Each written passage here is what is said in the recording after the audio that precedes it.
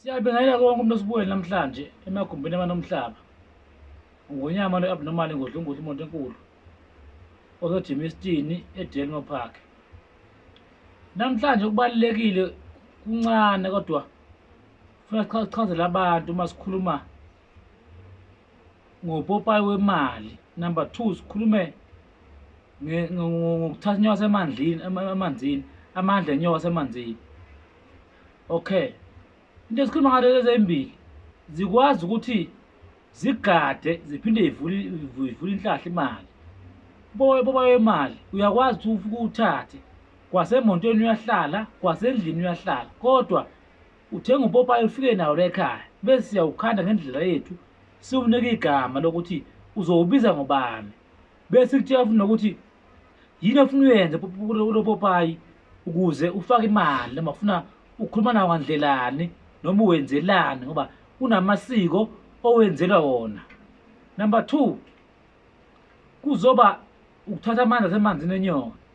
Uma ufuna amanzi asemanzini enyoka uthenga igusha ufike nayo siye emanzini siyokhipha lo mnazi wamanzi.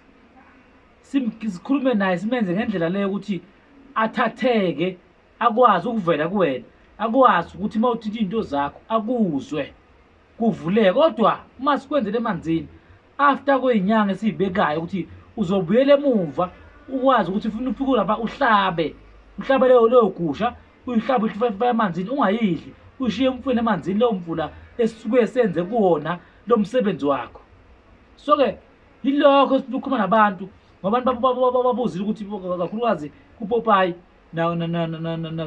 kulapha kunyoka yamanzi kube ukuthi ke ikhona into yokubaluleka ukuthi umuntu agezwe. Sengigcina nje ugezwe kukodwa kubalulekile ngoba umuntu nomuntu uyangcola engazi ukuthi uyangcola. Number 2 kade besemakhaya abantu ngoba besekhaya abantu kunabathakathi bathola imithi ekhandiwe ukuthi usibani ufuna ufike imbambe impilo yakhe ihlakazeke. Uma ugeza kubalulekile ngoba kuyenzeka uma ugezwa gezeke nedlozi, gezeke nento ezimbi nezilwane ezivimbe wena. Lekhaya ibhavu lekhaya masilenza nje ligeza yonke into uyibhavu kuphela. So yilokho sisho okubalulekile. Siyabonga kinonke nesibukelayo.